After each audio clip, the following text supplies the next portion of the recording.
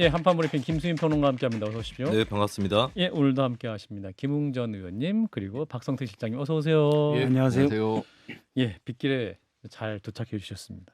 자, 일단 국민의힘 경선 출마자들 오늘 마지막 합동 연설에 출격을 했습니다. 당대표 후보자들의 주요 발언 또 정리해 볼까요? 네, 한동훈 후보가 나경원 후보의 과거 패스트트랙 관련 공소 취소를 부탁했다라고 주장을 했던 거에 대해서 나경원 후보는 보수 우파 후보가 맞느냐, 이기적이고 불안하다라고 역공하면서 본인의 정치적 이익을 위해 대통령 탄핵마저 방치하지 않을까 걱정이다라고 비판했습니다. 예. 원희룡 후보도 한동훈 후보를 두고 소중한 동지를 야당의 정치 수사 대상으로 던져버리는 결과를 냈다고 비판했는데요. 또 한 후보의 댓글팀 의혹에 관련해 자발적인 참여인이 문제가 없다는 건 드루킹 사건 당시 김경수 지사가 했던 말과 똑같다라고 강공했습니다. 한동훈 후보는 공소 취소 청탁 얘기를 추가적으로 언급하지 않았습니다. 예. 정책 제안 사이트에 올라온 지지자들의 제안, 청년 정치 학교 개설, 군복무 환경 개선, 유공자 예우 등의 내용을 소개를 했고요. 경청의 정치, 화합하고 단결하는 정당, 이기는 정치를 강조했습니다. 윤상현 후보는 지도부를 영남에 국한시키지 말고 수도권 중원으로 진격해야 한다고 주장하면서 이것이 바로 무에서 유를 만든 위대한 박정희 정신이라고 말했습니다. 예. 그러면서 당내에 수도권 민생 특위와 쓴소리 위원회를 설치하겠다라고 공약했습니다. 예, 자 오늘 국민의힘 대표 경선 후보자들 오늘 오전에는 저희 김현정의 뉴스에서 토론회를 가졌습니다. 이 자리에서 이제 패스트트랙 사건 수사를 두고 한동훈 후보와 나경원 후보의 공방이 있었는데 이제 한동훈 후보가 이렇게 말을 했습니다. 나 의원께서 저에게 본인의 패스트트랙 사건 공소 취소해달라고 부탁하신 적 있으시죠? 저는 거기에 대해 제가 그럴 수 없다고 말씀드렸고 그런 식으로 저희가 구체적 사안에 개입할 수 없다. 법무부 장관은. 나 후보가 그거는 구체적 사건이 아니라요. 한 후보가 본인 사건이잖아요. 하면서 이렇게 옥시각신 말이 오가기도 했는데 더 설명해 주실까요? 네, 나경원 후보와 한동훈 후보는 이재명 대표 구속영장 기각과 관련해서 논쟁을 벌였는데요. 이 와중에 한동훈 후보가 과거 패스트트랙 사건을 거론을 했습니다. 이 패스트트랙 사건이란 2019년 민주당과 중소야당들이 선거법, 공수처법 등을 신속 처리 안건으로 지정을 할 때 자유한국당 의원들이 이를 저지하다가 국회법 위반으로 다수 의원들이 기소된 사건이었는데요. 예. 나 후보는 당시에 자유한국당 원내대표였습니다. 토론회가 이 사건이 이제 이렇게 거명이 됐고 결국에 이제 토론회 끝나고 나서 나경원 후보가 개인 SNS를 통해서 추가적으로 입장을 밝혔는데요. 한동훈 후보의 입이 우리 당 최대 리스크다. 패스트트랙 공소 문제는 대한민국 법치주의와 사법주의 정의를 바로 세우는 차원에서 그리고 정치의 사법화는 바람직하지 않다는 차원에서 했던 충언이었다라고 하면서 근데 한 후보가 이것마저도 자신의 정치 욕심을 위해 교묘하게 비틀고 있다. 보수 진영 전체를 낭떠러지로 내몰고 있다. 이렇게 비판했습니다. 예. 사실 또 그 후보자들 간의 문제뿐만 아니라 이제 전당대회 끝난 이후에 야당이 또 이것을 어떻게 문제 삼을 것이다. 이 부분도 주요 관심 포인트가 될 것 같은데. 자, 국민의힘 전당대회에 있어 굉장히 치열한 상황입니다. 오늘 먼저 김웅 의원님 어떻게 보고 계십니까?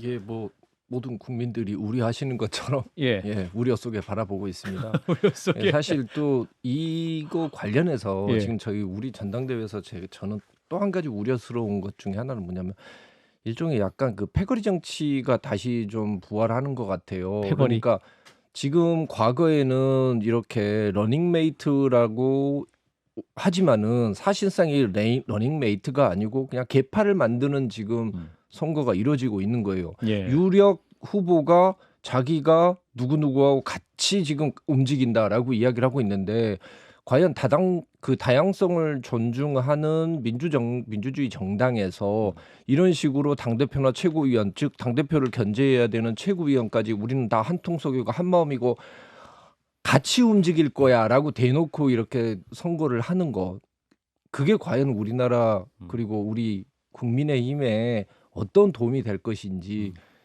정말 지금 우리 청년 최고위원들 중에 보면 혼자서 정말 열심히 싸우고 있는 의원들이 있어요. 그런 그 후보들이 있어요. 예. 그분들이 들어와야 우리 당 안에 좀 더 작은 목소리, 어려운 목소리, 소수의 목소리가 반영이 되지. 이렇게 패거리가 다 들어가면은 우리 당은 또 똑같아지는 거죠. 또 연판장 만들고 그런 정당이 될 것 같아서 저는 사실은 이 안에 일어나고 있는 이심 논란이니 뭐 이런 것도 있지만은 이 전당대회 끝나고 났었을 때 이 패거리 문화라는 게 더 공고화되지 않을까, 그게 조금 더 걱정이 됩니다. 예, 박 실장님. 크게 보면 두 가지 정도를 볼 수 있었던 것 같아요. 예. 특히 오늘 CBS 토론이 토론회. 중요했는데 일단 쭉 보면 집권 여당이잖아요. 제3당, 제4당도 아니고 그런데 쭉 나온 걸 보면 물론 당정 관계가 국민의힘의 최대 위기이기도 하고 중요한 쟁점이기도 합니다. 그런데 여기에서 전공이 복귀 문제가 나왔는지 예를 들어 최근 부동산 시장이 다시 위험한 수준인데 상황이죠. 예. 여기에 대한 대책이 나왔는지 전세 사기 피해자 문제가 나왔는지 아무것도 안 나왔어요. 누가 누구랑 친하냐 그래서 배신이냐 이 얘기만 나왔어요. 과연 집권 여당의 자격이 있는지 묻고 싶고 물론 이렇게 국민이 못하니까 민주당이 잘하는 게 아니라 민주당도 맘 놓고 또 못하는 것 같아요. 그래서 서로 못하기 경쟁을 하고 있는 마음 게 놓고 못한다. 이게 정말 예. 국민들로서는 안타까운 일이고요. 예. 또 하나는 이번 전당대회는 사실은 보수의 유력 대선 주자라고 할 수 있는 한동훈 후보자를 우리가 보다 자세히 볼 수 있는 거거든요. 외부의 적과 총선 때 민주당과 싸울 때는 오히려 보기가 간편해요. 대립 구도가 간단하니까. 근데 내부의 경쟁에서 보는데 특히 제가 요즘 몇 가지 토론에서 오늘 CBS 대표적인데 나경원 후보가 얘기할 때 30초 이상 말을 못해요. 10초에 한 번씩 끼어듭니다. 아, 네. 예. 저는 대선 주자의 성정을 보는 것도 중요한 거라고 보는데 예. 제가 볼 때는 일단 당대표는 될 수 있을지언정 대통령의 DNA는 아니다. 예를 들어서 대통령이 되면 만일에 한동훈 후보가 보수의 대권 주자가 되고 대통령이 된다면 무수한 공격과 또 무수하게 자기와 안 맞는 사람과도 손을 잡고 뭔가를 해내가야 되잖아요. 근데 이번에 유력 지금 당대표가 됐고 어디아니라는 말이 나오는데 사소한 공격도 참지 못합니다. 그러면 이건 공격에 되게 취약한 거예요. 누군가 잠깐 억지로라도 고의로 뭔가 발목 잡고 있는 사람 많잖아요. 도발을 하면 일일이 대응해요. 우리나라 대통령이 만약에 나중에 이쪽에서 뭐 조그만 단체가 저쪽에서 조그만 단체가 대응하면 일일이 대응하고 그건 네가 잘못했잖아 하고 해봐요. 이게 과연 우리나라가 잘 굴러갈 것인가. 저는 한동훈 후보가 이번 전당대회 과정에서 대선 주자 대통령으로서의 자질은 전혀 못 보여줬다라고 생각합니다. 3년은 깁니다. 3년 물론 동안 준비할 수 있는 기간이 충분하지 않겠습니까? 좋은 반론입니다. 예. 방심이 지적을 많이 받으면 반론을 길게 되는데 저희가 쓴 3년은 그 조국혁신당이며 다르게 3년은 길기 그렇죠. 무슨 때문에 말씀인지 알겠어요. 대통령으로서 준비할 기간이 있기 때문에 그건 또 보완할 수 있는 거 아닙니까? 그렇죠. 너무 그래서 판단이 빠르세요. 그래서 제가 지금 강하게 지적을 하는 겁니다. 예. 보수의 대선 주자가 되려면 이번 전당대회에서 드러났던 본인의 스타일은 반드시 고쳐야 됩니다. 이거는 피의자를 상대하는 검사의 자세예요. 정치인의 자세라고는 저는 절대 볼 수가 없을 것 같아요. 검사도 그렇게 끼어들고 그러진 않습니다. 그냥 다 들어줍니다. 이게 뭐 나오면 대통령이 뭐 잘못하고 이러면 왜 다 이게 검사가 이런다 기승전 이러는데 검사를 하지 말길 무슨 바랍니다. 검사가 다 그래요. 죄송합니다. 제가 검사에 대한 편협한 시각을 갖게 됐습니다. 선량한 검사 2,000명이 있습니다. 예. 김수현 평 저는 진짜 예. 방금 또 나경원 대표에 예. 대해서 패스트트랙 관련해서 국회 선진화법으로 기소된 거 관련해서 뭐 이야기 나온 게 이게 청탁으로 이렇게 둔갑시킨 것도 좀 안 맞다고 봐요. 저는 어떤 느낌이 들었냐면 약간 그 요런 조성팀 문제가 지금 장례찬 씨가 들고 나오면서 이게 지금 상당히 커지고 있으니까 이게 지금 맞불 작전으로 지금 나온 거 아닌가라고 생각을 하고 있는데 좀 부적절합니다. 왜냐하면 당시에 이 패스트 트랙에 올라갔던 법안이 뭐냐? 민주당하고 정의당에다가는 준연동형 비례대표제 받아줄 테니까 조국이 원하는 수사권 조정 이거하고 파트에 해서 거래를 해서 그걸 추진을 했고 그걸 막는 과정에서 그때 원내대표였던 나경원 대표가 가장 앞장서서 나온 거였어요. 예. 그런 과정에서 이게 기소가 된 것이기 때문에 적어도 뭐 보수 정당의 가치를 지키고 보수 정당의 대표라고 하는 사람이라면 이 문제를 가지고서 공격을 하는 것은 부적절해요. 그리고 나경원 그때는 전 의원이었죠. 후보가 예. 그때 법무부 장관 시절에 이야기를 했었을 때는 나경원 의원도 아니었고 그렇죠. 그리고 다 알지만 대통령 부부가 다 싫어하는 그래서 심지어 뭐 박수영이나 배현진 의원도 대놓고 조롱하는 게시물을 올릴 정도로 그렇게 힘이 없는 존재였습니다. 아하. 그 존재가 가서 우리 너무 억울한데 이거 좀 어떻게 좀 선처해 달라라고 이야기할 수도 있는 것이지 그게 무슨 청탁입니까? 아니 그러고 따지고 보면 제가 해병대 수사단장 박정훈 대령에 대해서 공소 취소하라고 그렇게 여러 경로를 통해서 이야기를 하고 있는데 뭐 그것도 청탁입니까? 그거는 제가 봤었을 때는 이거는 개인적인 자기가 또 기소돼 있다고는 하지만은 우리 정당 전체 그리고 당시 원내대표로서 다른 의원들 기소된 의원들을 자기가 책임지려고 하는 그런 자세에서 나온 거지 청탁으로 보는 건 좀 저는 조금 무리라고 봐요. 저는 이게 당시 제 기억으로도 나경원 당시 원내대표 빠루 사건 유명하잖아요. 그렇죠. 공개적으로도 이건 정치행위이기 때문에 이걸 검찰이 기소하는 건 잘못됐다라고 얘기합니다. 그러면 하지만 자유한국당 의원 10수명 그리고 민주당 의원도 몇 명이 다 맞아요. 국회법 뭐 폭력행위 관련 법으로 기소가 됐어요. 불구속 예. 기소가 됐고 지금도 재판 중입니다. 공개적으로 얘기하는 건 상관이 없어요. 그런데 나중에 윤석열 정부가 들어왔는데 법무부 장관 쉽게 말해서 우리 편이라고 사적으로 밑에서 공소 취소해줘. 이거는 좀 그렇잖아. 라고 얘기하는 거는 저는 잘못됐다고 봐요. 그러면 누구나 뭐 억울하지 않은 사람이 어디 있습니까? 다 예. 법무부 장관에 전화해서 나 이거 그때 걔한테 내가 속아서 그런 건데 이거 기소한 건 잘못됐어요. 라고 얘기할 수 없잖아요. 예. 그래서 이거는 사실은 공개적으로 한 게 아니기 때문에 잘못됐고 이것도 명명백백히 밝혀야 되는 부분이고 또 하나 한동훈 후보는 오늘 그 얘기 때문에 어쨌든 나경원 의원을 잃었어요. 완전히 예. 완전히 끝. 제가 나경원 의원이라면 겉으로야 그냥 웃으며 아수살 오늘 그 쓰겠지만 나경원 후보가 안 볼 겁니다. 토론을 마치고 가는 장면을 제가 봤거든요. 예. 그래서 아주 고생하셨다고 인사를 했는데 음. 표정이 별로 안 좋았어요.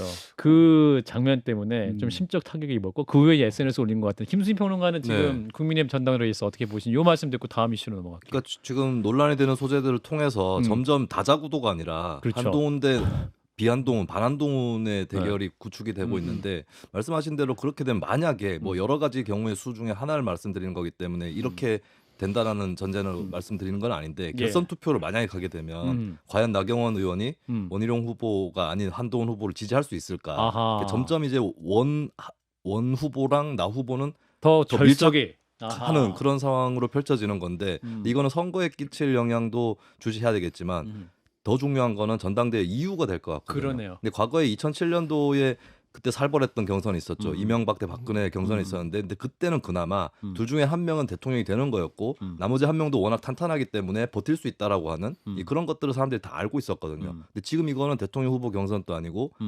정권으로 당대표. 보면은 한 중반 정도에 치러지는 당내 경선인데 예. 이후에 이 분열이라든지 갈등 이게 과연 이제 수습이 될 것인가? 또 이제 이후에도 끝장 대결이 펼쳐질 수도 있다. 이런 좀 암시를 주는 것 같습니다. 좋은 포인트네요. 또 이 얘기는 잠시 후에 천하람 의원과 김성애 의원과 좀 해보고요. 자, 이진숙 방통위원장 후보자에 대한 인사청문회 일정이 잡혔는데 이틀 한다고 하네요. 그리고 그 좀 연예인들이 이게 또 청문회에 나오게 된 상황인 것 같은데 네. 맞습니까? 예. 국회 과학기술정보방송통신위원회는 오는 7월 24일과 25일 이틀간 이진숙 후보자에 대한 인사청문회를 실시하기로 결정을 했습니다. 예. 이 계획안은 찬성 13명, 반대 6명으로 가결됐고요. 국민의힘의 최영도 의원은 이틀을 한 전례가 없다라고 반발을 했고 민주당 이정원 의원은 이 후보자의 자질을 비판하면서 필요하다면 이틀이 아니라 사흘도 할 수 있다라고 발언을 했습니다. 그리고 이 후보자가 과거 강연에서 했었던 연예인 좌우파 성향 분류 발언 이 여파로 청문회 참고인으로 여러 연예인들이 채택이 됐는데요. 예. 코미디언 노정열, 강성범, 김재동 씨, 배우 문소리, 정우성 씨, 영화감독 박찬욱, 봉준호, 류승환 씨, 가수 서른도, 안치환 씨 등이 출석 요구 대상이 됐습니다. 예. 국민의힘 의원들이 이에 반발했지만 야당 단독으로 의결이 됐고요. 그리고 그 밖에도 류희림 방송통신심의위원장, 김재철 전 MBC 사장, 원세훈 전 국가정보원장, 김홍일, 이동관 전 방통위원장, 신정아 하얀 코끼리 상임이사가 증인으로 채택이 됐습니다. 예. 근데 이 연예인들이 오실까요? 답변을 어떻게 했다는 건 아직 알려지지 않았죠. 출석에 대한. 그렇습니다. 그리고 증인은 아니고 참고인이기 참고인이기 때문에 아마 뭐 이제 참석 여부에 대해서는 이제 각자 재량이 좀 강하지 않을까 그렇게 보입니다. 그렇군요. 자, 이런 가운데 우원식 국회의장이 방송사법에 대해서 이제 냉각기를 갖자 그리고 협의체를 구성하자 이렇게 중재안을 낸 상태죠. 네, 우원식 의장은 국회에서 긴급 기자회견을 갖고 방송법을 둘러싼 여야 극한 대치가 내부 갈등을 넘어 극심한 국론 분열로 이어지고 있다면서 방송통신위원장 탄핵안 발의와 사퇴라는 악순환이 반복되는 동안 한시가 급한 민생 의제들도 실종되고 있다. 멈춰야 한다라고 강조를 했습니다. 예. 우 의장은 극한 대립에서 한 발짝씩 물러나 잠시 냉각기를 갖고 합리적인 공영방송 제도를 설계해보자라고 제안을 했는데요.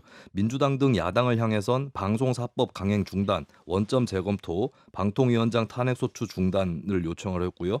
정부와 여당에는 공영방송 이사진 선임 일정을 중단하고 방통위 정상화 조치에 나서라고 촉구했습니다. 예. 그러면서 여야 정당, 시민사회, 언론 종사자, 언론 학자 등이 참여하는 논의기구를 구성하고 2달 정도 시한을 정해 결론을 도출하자라고 라고 제안을 했습니다.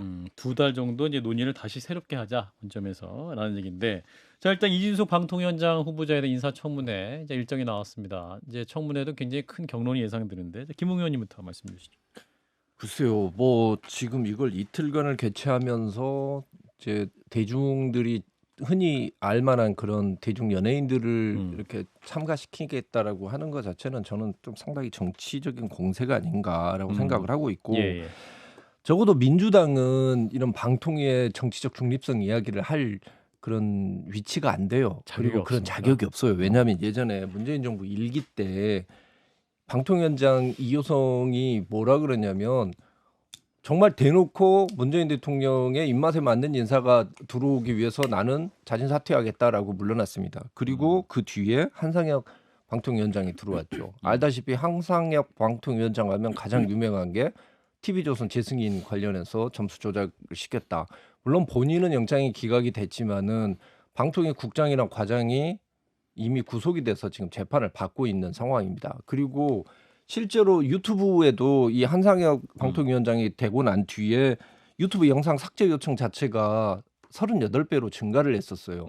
그러니까 과거에 자기들은 이런 행동을 하고 또 언론재갈법이라고 하는 정말 악법을 시도를 하려다가 그때 국민 여론에 부딪혀서 중단된 적이 있는데, 마치 자기들은 얼마나 중립적이었는지 그런 식으로 이렇게 계속 반복적으로 공격만 하고 이 과정을 통해서 진짜 이 사람이 어떤 사람인지, 그리고 정말로 그럴 정도로 능력이 되는지를 살펴보는 게 아니고, 저는 제가 봤을 때 이건 딱 흠집내기고 과연 이거에 대해서 정치적 중립성을 제대로 확보하기 위한 청문회다, 인사청문회다라고 이야기를 할 거면 과거에 했던 행동들에 대해서 우선 반성부터 하고 해야 된다고 생각합니다. 전 당시에 민주당도 잘못했다고 봐요. 한상혁 위원장도 부적절한 인사했다고 보고 그때는 제가 평론가가 아니어서 얘기를 못했지만 크게 이슈는 사실 당시에 임명 과정에서는 지금처럼 크게 이슈는 안 됐어요. 근데 지금 윤석열 정부에서 임명하는 인사들을 보면 과거에는 그래도 저널리즘에 대한 뭐 이런 의식 같은 게 있었는데 지금 아예 그것도 없어요. 그러니까 후보자 면면이 정치적 중립성은 차치하고서라도 기본적인 상식선이 안 돼 있습니다. 다른 이제 이런 방송 관련 기관 보면 이진숙 후보 같은 경우도 지금 아예 대놓고 좌파 영화, 좌파 배우 얘기하잖아요. 22년 12월에 그 페이스북에 쓴 걸 보면 많은 분들이 좋아했던 베테랑, 택시 운전사, 암살, 좌파 영화다. 이렇게 얘기를 합니다. 저는 사실 뭐 좌파 우파를 방송통신위원장이 얘기하는 것 자체가 부적절한데, 왜냐하면 권태선 박문진 이사장이 해임되고 후임을 임명했을 때 이걸 집행정지를 해달라는 신청을 해요. 예. 당시 서울고법이 2인 체제에서 의결한 건 바람직하지 않다라고 해서 예. 집행정지를 받아들이거든요. 당시 고법이 한 얘기가 있습니다. 방통위법은 정치적 다양성을 위원 구성에 반영한다. 그래서 원래 뭐 이걸 제가 좀 더 설명하면 여당에서 1명, 대통령이 2명, 야당에서 2명 이렇게 해서 5명을 하게끔 아예 법에 명시돼 있습니다. 예. 이건 정치적 다양성을 위해서라는 거예요. 근데 방송통신위원장 후보자가 대놓고 좌파 연예인들 안 돼, 좌파 영화 안 돼. 이건 입법 취지와 완전히 반하는 겁니다. 대통령이 그런 성향이 아주 강한 분들의 중들 중에서도 최상급 이런 분을 후보자로 임명하는 건 상당히 부적절한 거죠. 네. 어느 정도 뭐 그럴 수도 있다라고 보는데, 저는 뭐 문재인 대통령이 당시 방송법을 그래서 특별다수제로 하는 것들을 박문진이나 KBS 법을 이제 방송법을 특별다수제로 이사를 하는 것들을 반대한 건 상당히 잘못됐다고 제가 뭐 다른 방송도 얘기했는데, 지금은 훨씬 더 심하고, 그래서 저는 우원식 의장이 이런 걸 중지시키는 건 참 좋은 안이라고 봅니다. 우원식 국회의장은 굉장히 이제 이 중재안을 내놓으면서 민주당 쪽에서 굉장히 이제 비판 많이 받을 것 같은데 어떤 식으로 또 향후 진행될까요? 민주당 내에서 안 그래도 예. 뭐 반발이 일어나고 있고, 예. 이제 와서 원점 재검토냐 뭐 그러니까요. 이런 목소리도 있다고 하는데, 예. 그 부분을 넘는 게 좀 필요하지 않을까 싶고, 그리고 또 중요한 거는 이제 손뼉이 마주쳐야 소리가 날 거기 때문에 예. 정부 여당에서 또 이걸 어떻게 그러네요. 받아들일 것인지 이 부분이 있고, 이미 어느 정도의 선례는 이제 지난 국회 때 김진표 의장 시절에 뭐 국민연금이나 선거제도를 두고 공론화를 했던 그런 시도들이 있었는데, 예. 그때 어떤 교훈이라든지 부족했던 점 보완을 해서 또 준비를 국회가 할 수 있을 거냐, 이 부분에도 또 상패가 달려 있을 것 같습니다. 예, 국회의장도 뭔가 큰맘 먹고 승부수를 띄운 것 같긴 한데 좀 경색되는 여야 관계 돌파구가 될 수 있을지 지켜보시죠. 다음 이슈, 불법 대북 송금 문제로 기소됐던 김성태 전 쌍방울그룹 회장 1심에서 유죄를 받았는데 이화영 전 부지사 재판과 마찬가지로 송금 금액 일부에 대해서 이재명 전 대표의 방북 사례금이다라는 판단이 나왔죠. 네, 김성태 전 회장의 1심 판결문을 입수한 중앙일보는 수원지법 형사 11부가 김 전 회장이 북한 조선 아태평화위원회에 대납한 200만 달러를 금융 제재 대상인 북한 조선 노동당에 대한 방북 사례금이다라고 판단했다. 이렇게 보도를 했습니다. 예. 재판부는 2019년 12월 13일자 경기도 내부 문건에 경기지사 방북 초청 관련 이미 세 차례의 요청이 있었음을 북한 측이 잘 알고 있으며 그 필요에 대해 북한 중앙에서 적극 검토하겠다라는 내용이 들어간 점을 들어서 유죄 판단 근거로 제시를 했습니다. 예. 이제 남은 관건은 이재명 당시 도지사가 이 사실을 인지했는지 여부인데요. 이화영 재판과 김성태 재판을 맡았던 수원지법 형사 11부가 또 이 사건도 심리를 할 예정입니다. 이재명 전 대표 측은 서울중앙지법 재판으로 병합을 해달라라고 신청을 했지만 대법원이 기각을 했습니다. 예. 자, 재판 관련 얘기입니다. 좀 복잡한 얘기인데 우리 김웅전 의원께서 정리해 주세요. 예. 이거는 뭐 사실 이게 쌍방울 사건은 원래 변호사비 대납 사건이라고 시작을 했다가 네. 이게 수사를 하면서 보니까 이게 대북 송금 즉 그러니까 대납을 했다. 그 경기도가 줘야 되는 돈 500만 원과 이재명 지사의 방북 대가 300만 달러 포함해서 800만 달러를 줬다. 이거는 이미 벌써 다 밝혀진 것입니다. 모두가 인정을 하고 있고 이제 마지막으로 남은 건 뭐냐? 이재명 지사가 당시 이화영 부지사가 이 추진했던 이 사업에 대해서 알고 있었고 보고를 받았느냐 그겠죠? 예. 인지했느냐? 보고를 받았다고 하면은 예. 이거는 그냥 그대로 제3자 뇌물로 게임이 끝나는 겁니다. 음. 근데 지금까지는 이제 사실 이화영 그 부지사가 그런 적이 없다라고 이야기를 하다가 작년 6월 달에 6월에서 7월 사이에 있는 검찰 조사 과정에서 이거를 전부 보고를 다 했고 승인을 얻었다라는 취지로 검찰에서 진술을 해버렸습니다. 예.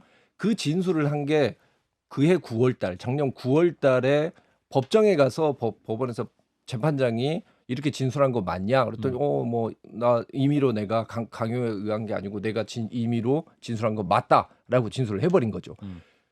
그 진술이 이제 사실 인정이 되면 어떻게 되냐면 일단 제3자 뇌물 즉 쌍방울이 800만 달러 준 것은 이재명 지사를 위해서 준 것이고 이재명 지사도 그거를 공모했다가 되기 때문에 예. 제3자 뇌물로 끝나는 겁니다. 그래서 그때부터 이화영 변호인 사임시키고 옥중 편지 나오고 뭐 연어 술 파티 나오고 그게 나오면서 이화영의 그 진술이 이재명에게 보고했다는 그 진술 자체가 검사가 강요한 것이다라는 식으로 몰고 가려고 한 거죠. 빠져나갈 방법은 그것밖에 없는데. 근데 이게 빠져나가기가 되게 어려운 게 이재명 지사에 대한 구속영장 저번에 기각했던 거 기억나시죠? 예. 그 결정문에 뭐가 나와 있냐면 이렇게 그 뒤에 옥중 서신이나 이런 것들을 통해서 조작을 하려고 했어요라고 검찰이 주장을 하니까 재판부가 어떻게 받아들이냐면 이화영의 검찰에서의 진술의 임의성 즉 그 사람이 자유로운 환경에서 그 진술을 한 거는 이미 법정에서 인정이 돼버렸다. 그러니까 그거는 더 이상 뒤에 가서 무슨 말을 해봐야 조작될 수 있는 게 아니다라고 하면서 영장을 기각을 했었습니다. 그래서 결국은 이 결론은 사실 어떻게 보면 되게 빤해요. 그리고 잘 보시면 알겠지만 김성태 회장 같은 경우에는 지금 받은 게 2년 6월입니다. 근데 이화영 같은 경우 이화영 부지사가 지금 받은 형은 9년 6월입니다. 재판부가 뭐라고 이야기를 하냐면요. 김성태가 북에다 800만 달러를 준 거는 이화영 측에서 강하게 요구를 해서 거기에 그 강요와 회유에 의해서 준 것이다.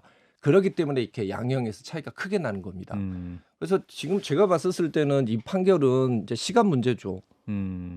이재명 지사 그러니까 이재명 전 대표 지금 후보시죠. 예. 후보가 이거는 벗어날 방법이 없고 그래서 사실은 병합을 시키려고 여러 번 노력을 많이 했던 것 같아요. 시간을 좀 끌기 위해서.